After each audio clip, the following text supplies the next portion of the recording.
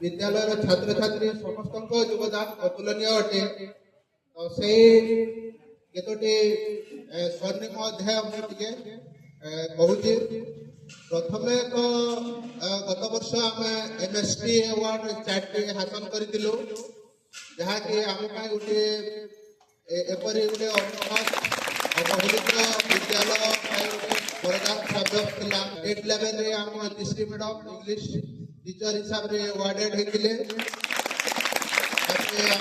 Secondary school award भी हाथेलु, HM award भी पाइलु, आउटे alumni award जो कि आम एमएसए प्रेसिडेंट निहाती भाव योगदान देला।